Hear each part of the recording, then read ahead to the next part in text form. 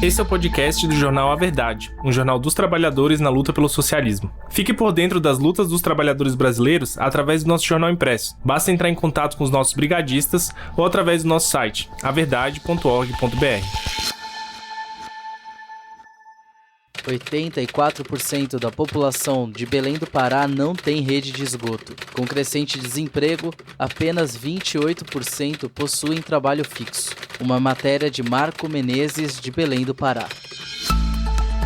A expansão do capital tem levado a crises ambientais irreversíveis, profundas crises econômicas globais e aumento da pobreza. O capitalismo tem aprofundado as desigualdades sociais no mundo, levando à desindustrialização de regiões, acentuando problemas como desemprego e carestia, e tem impulsionado as populações do planeta a viverem em centros urbanos, com destaque para grandes cidades. Um fenômeno conhecido como metropolização. No contexto brasileiro de desindustrialização, a economia tem se tornado cada vez mais dependente do setor de comércio e serviços. Diante desse cenário e pensando na configuração do território brasileiro, atravessado por profundas desigualdades regionais, a região amazônica passou nas últimas décadas por um processo de urbanização mais intensa e acelerada, com destaque para Belém, capital do Pará, abrigando em sua região metropolitana cerca de 2,5 milhões de habitantes. Uma pesquisa realizada em 2021 pela Associação Brasileira de Engenharia Sanitária e Ambiental, a ABS, aponta que a capital paraense possui apenas 15,77% da sua população com acesso à coleta de esgoto e apenas 0,56% recebe algum tipo de tratamento. Já a Fundação João Pinheiro, de Minas Gerais, trouxe que a região metropolitana de Belém possui um déficit habitacional de aproximadamente 80 mil domicílios, o que é o maior déficit habitacional do país em termos proporcionais. Com relação à economia, segundo dados do IBGE, o percentual do setor de serviços no Produto Interno Bruto de Belém chegou à marca de 71% em 2020. Assim, a transformação de uma sociedade industrial para uma sociedade de serviços é marcada pela precarização das relações de trabalho, que além de não suprirem a demanda de postos de trabalho, remuneram mal os trabalhadores com valores salariais que não condizem com jornadas laborais. A Fundação Perseu Abramo declarou em 2017 que o setor de comércio corresponde a 42,6% do setor informal paraense, sendo que quase 70% desses trabalhadores estão localizados em áreas urbanas dos municípios. Segundo os dados do IBGE de 2020, a cidade de Belém tem apenas 28,2% da sua população ocupada e 39% da população vive com, no máximo, meio salário mínimo por mês. Isso se deve ao contexto histórico de ocupação da Amazônia, a qual foi impactada com a instalação dos grandes projetos mineralógicos e agropecuários a partir de 1950, sendo o estado do Pará um dos mais afetados com os impactos socioambientais devido à instalação dessas atividades. Tais projetos nasceram durante a ditadura militar, que em sua falsa propaganda dizia que transformaria o Brasil numa potência regional e visualizava a Amazônia como uma fronteira rica em recursos naturais. Assim, toda a infraestrutura criada tinha como objetivo atender a demanda internacional de commodities, além da demanda interna das regiões mais industrializadas do Brasil, mediante uma exploração degradatória da natureza e da criação de um mercado consumidor regional. Esse período é marcado pelo crescimento urbano de Belém, que mesmo com uma indústria incipiente, se estabeleceu como importante centro cultural, comercial e de serviços, virando assim metrópole regional com a sua integração a regiões mais industrializadas a partir da construção da rodovia Belém-Brasília, a BR-010, que ligou a região ao restante do país. Em contrapartida, se tornou ainda mais dependente da importação dos bens produzidos no sudeste do Brasil.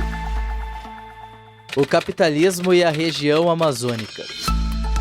A região amazônica, enquanto fronteira de expansão do capital, é controlada por grandes empresas financiarizadas, que exploram os recursos naturais para atender à lógica de mercado externo. O Estado, inclusive, vem incentivando, nos últimos anos, a construção de hidrelétricas, a exploração mineral e a expansão do agronegócio. Esses setores enxergam a preservação da natureza como obstáculo à implantação de megaprojetos, de monoculturas e da pecuária extensiva, que degrada a maior riqueza da região, que é a sua biodiversidade. Em novembro de 2025, a cidade de Belém sediará a COP30, considerada a maior conferência mundial sobre mudanças climáticas, e reunirá representantes dos países signatários das convenções das Nações Unidas. Esse fato só deixa mais evidente a contradição de que, embora seja a região mais rica do planeta em biodiversidade, é a região mais pobre do Brasil. Nela vivem quase 30 milhões de brasileiros, sendo que mais de 75% desses habitam áreas urbanas precarizadas. Assim, se torna fundamental pensar em um projeto político que considere não apenas o bioma amazônico, mas que reflita sobre a existência de uma caótica Amazônia urbana e sobre a necessidade de atender às demandas das populações urbanas locais. A construção desse projeto de desenvolvimento regional passa necessariamente pela mobilização da classe trabalhadora, principalmente das populações urbanas que vivem nesses centros precarizados, uma vez que, além de serem a maioria da população, estão mais próximas das decisões políticas. Paralelamente à luta por uma reforma agrária popular, hoje também se torna fundamental a reforma urbana, tendo como horizonte o direito à cidade, uma reforma que reestruture o espaço urbano em favor dos grupos sociais excluídos historicamente. Nesse sentido, algumas articulações entre a sociedade civil vão caminhando na busca por justiça social, pois a constituição de partidos políticos, movimentos sociais, de coletivos organizados, muitas vezes por minorias políticas, como a ocupação Rayana Alves, organizada pelo Movimento de Mulheres Olga Benário e o Movimento de Luta nos Bairros, Vilas e Favelas, o MLB, vem contribuindo com avanços significativos na luta por direitos fundamentais, como o respeito e o reconhecimento pela igualdade dos direitos humanos, civis e sociais e por representatividade política, além, é claro, do acesso à habitação, ao emprego e à cultura.